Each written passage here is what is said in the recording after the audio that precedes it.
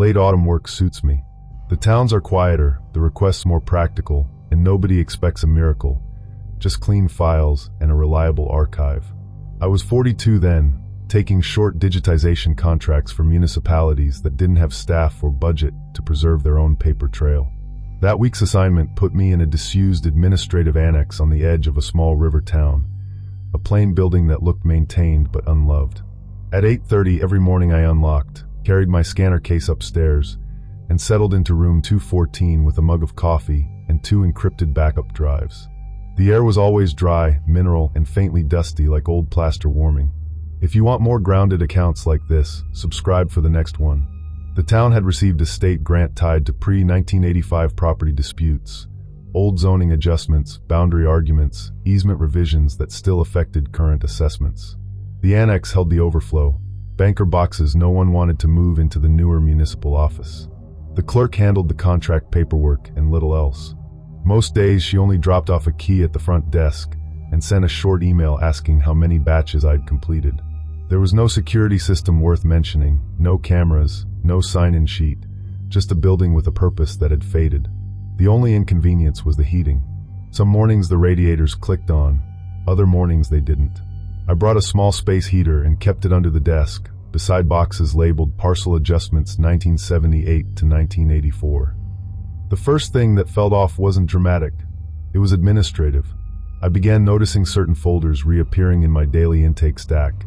The same tab colors, the same worn corners. I assumed I'd mis-sorted them during batching, or skipped them by accident when I was tired.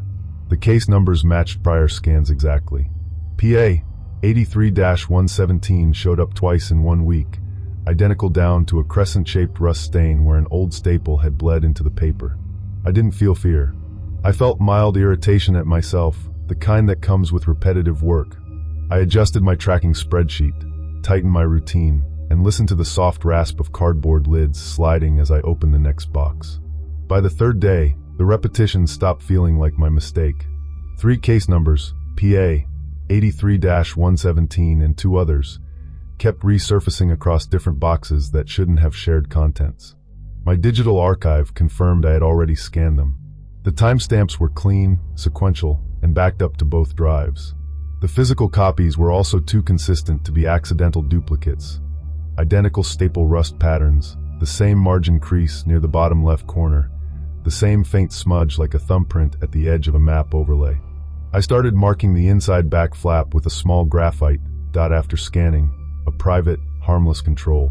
The next morning those folders were back in the intake stack, without the dot.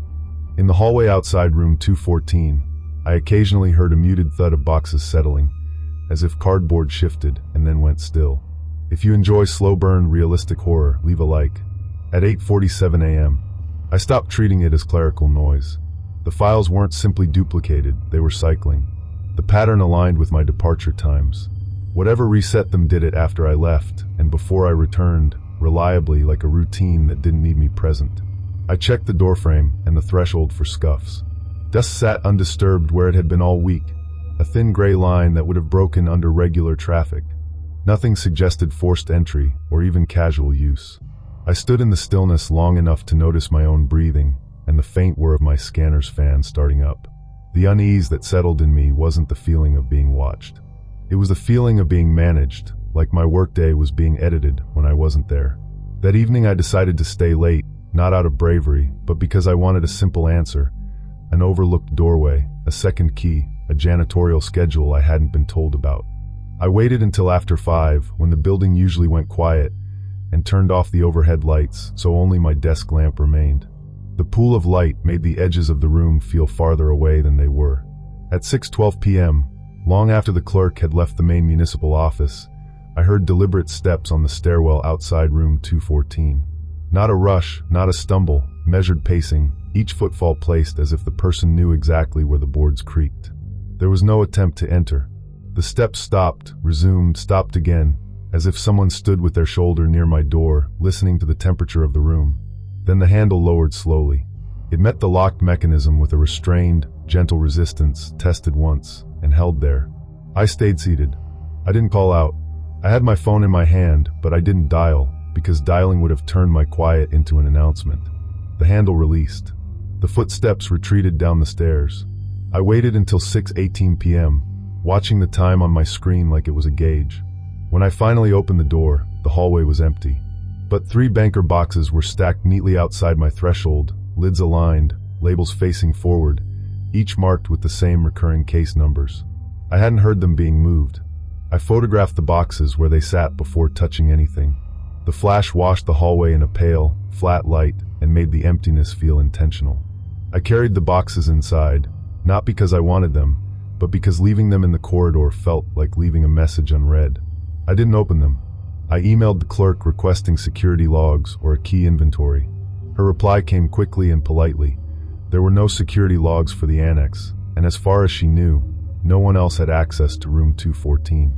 The message was written like an administrative closure, not a concern. I completed my backups with careful hands, packed my scanner, and shut down the space heater. The stairwell felt colder on the way out than it had earlier, as if the building had been holding its breath. My email was timestamped 7:02 p.m. I did not return the next morning.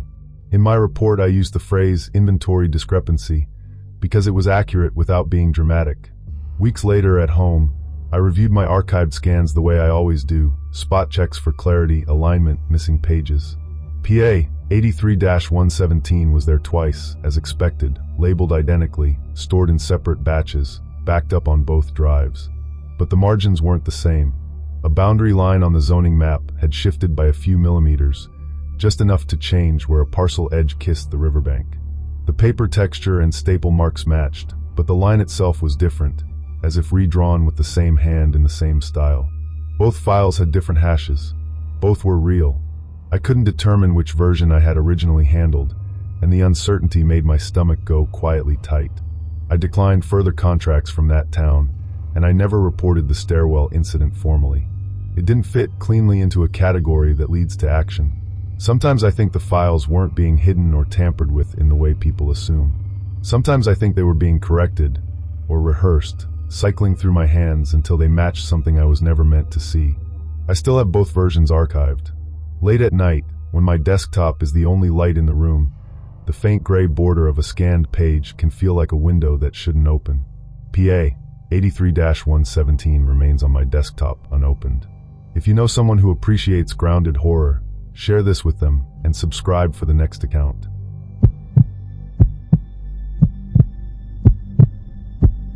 Early spring contracts tend to be practical, temporary, and quiet. I was 38, hired to digitize pre-1990 civil court transcripts for a county that had finally secured preservation funding. The work was assigned to a former courthouse annex detached from the active municipal complex by a narrow parking lot and a row of dormant shrubs. Locals described the building as unused, though the lights worked and the heat cycled intermittently. That suited me. I prefer isolated assignments. I arrived each morning at 9 a.m., left before dusk, and kept my routine structured. The fluorescent lights in basement records room B3 buzzed slightly louder than necessary, a steady electrical presence that made the silence measurable. If you appreciate realistic accounts like this, subscribe for the next one. The project focused on grant-funded preservation of hearings predating 1990, property disputes, depositions, minor civil conflicts that still shaped current land use. Years earlier, minor roof damage had forced the county to relocate several hundred boxes to the basement. They never moved them back. The clerk avoided entering B3 altogether. She handed me a separate brass key on a small ring and remained upstairs whenever I was on site. I was told the elevator no longer serviced that level, so I used the concrete stairwell each day. The air changed halfway down, cooler, damp, and faintly metallic. My workstation sat beside a metal shelving row labeled Depositions 1982. The first irregularity was subtle. Several transcript bundles were tied with fresh twine instead of the brittle cotton string typical of early 80s storage. The paper inside was clearly older, yellowed edges, fading ink, but the binding had been redone recently. I assumed a prior contractor had reorganized a few volumes before funding ran out.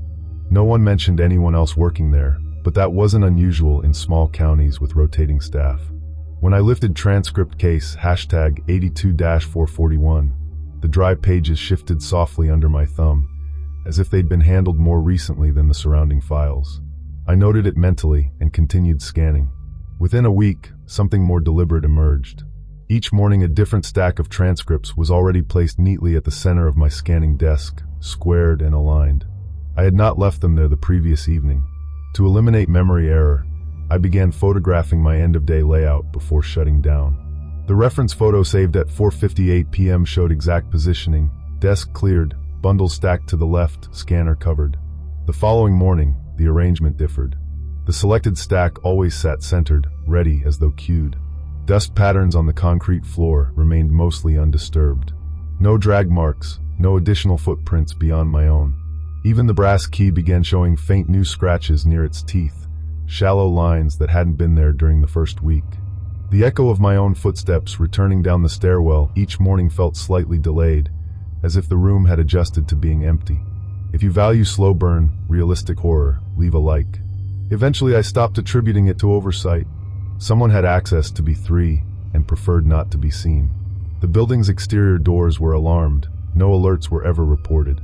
The rearrangements were precise, purposeful. 3 transcripts consistently appeared centered on my desk each morning, rotated in sequence. I found myself scanning faster, compressing breaks, limiting the time I lingered in the aisles. The ventilation fan in the ceiling clicked on and off at irregular intervals, amplifying the silence between cycles. I became more aware of the boundaries of the room, the distance between shelves, the blind angles behind them. One evening I stayed late to finish a batch, partly to observe what I might otherwise miss. Around 6:40 p.m., as daylight thinned behind the basement windows, the overhead lights dimmed briefly and then stabilized. I assumed the ballast was aging. Then I heard it, the slow turning of pages somewhere beyond the shelving rows. Not a rustle or accidental shuffle, deliberate, paced movement. Paper edge sliding against wood in a silent room. I paused, waiting for airflow to explain it. The rhythm continued. 1 page. A pause. Another. I stepped into the nearest aisle. The sound stopped instantly, as if a hand had flattened the paper. The shelves ahead were undisturbed. When I returned to my desk, a deposition I had not retrieved lay open at the center. It detailed a property dispute involving the annex itself, zoning boundaries, contested access rights, restricted use clauses. Several phrases were circled lightly in pencil. Restricted access, unauthorized occupancy, continued presence.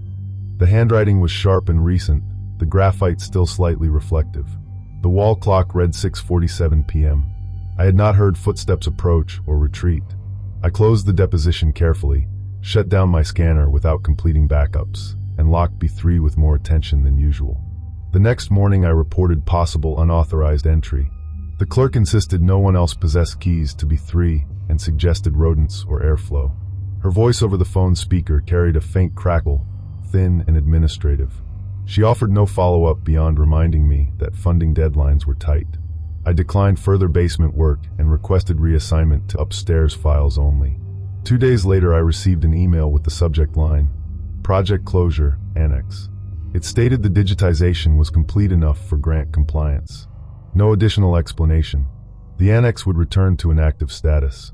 At home, reviewing the scans, I noticed something I had missed under fluorescent light. On several pages, particularly page 212 of hashtag 82-441, faint indentations became visible when angled under my desk lamp. They were not printed text but pressure marks, as if someone had written firmly on a sheet placed above. The impressions formed partial words: return, review, access.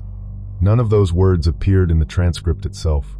They emerged only when the lamp cast sharp sidelight across the paper texture. I checked earlier scans from the same bundle. The indentations were not present in those images. I never confirmed who prepared the morning stacks or circled those phrases. I never learned why the annex property had been disputed repeatedly over decades. According to the town's website, the building remains unused. Sometimes I wonder whether my presence interrupted something procedural rather than illicit, ongoing documentation that did not require acknowledgement. The brass key to basement records room B3 still hangs on my keyring. Late at night, when my home office scanner hums softly, I occasionally feel the weight of it against my palm, as if it opens something I chose not to see. If you know someone who appreciates grounded horror, share this with them and subscribe for the next account.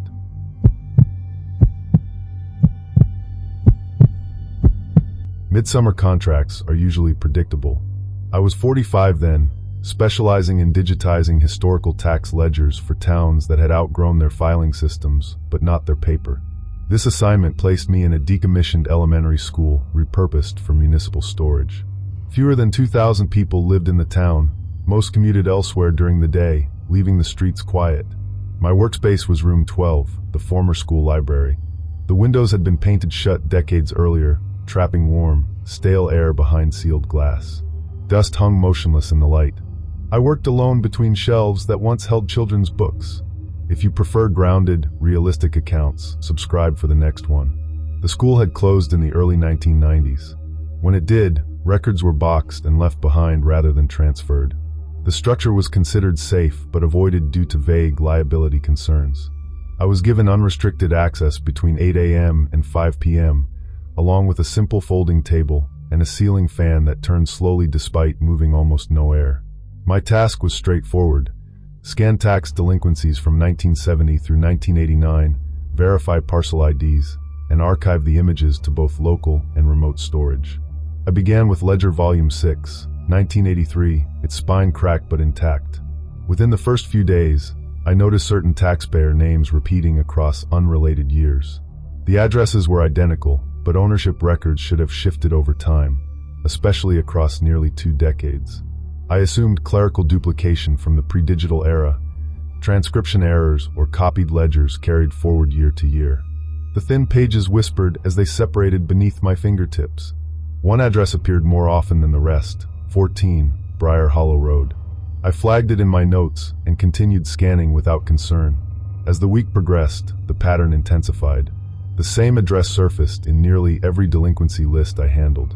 Payment status fluctuated: partial remittance, late fee assessed, balance adjusted, but ownership remained unchanged. The name attached to 14, Briar Hollow Road did not age, transfer, or dissolve. Cross-referencing modern GIS maps during a break, I discovered the property didn't exist on current records. I checked historical plats and found it briefly documented in 1972 before vanishing from subsequent revisions. Yet the ledger entries continued through 1989 as if nothing had changed. Parcel ID 47-19B was attached consistently.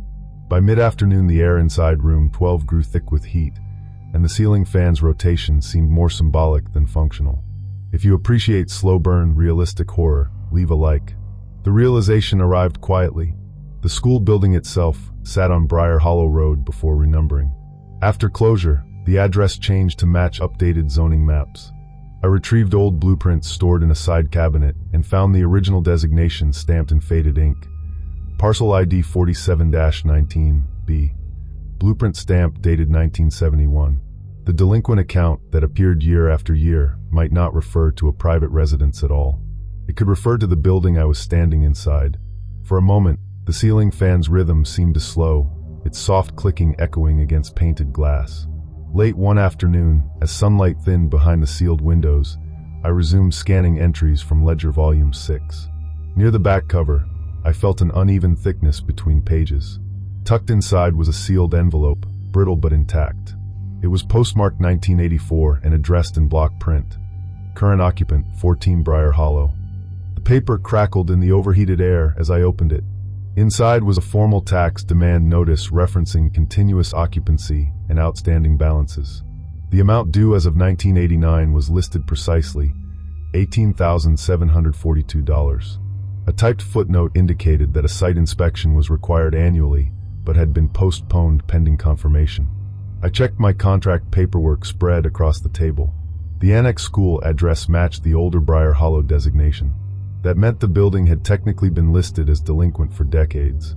For the balance to update annually, someone would have needed to verify the property's continued existence. The ledger entries had not lapsed. They had accumulated. I stood there holding the notice, aware that the record implied occupancy without interruption. The school was described publicly as unused, yet the documentation suggested consistent acknowledgement. The quiet in room 12 felt structured, not empty.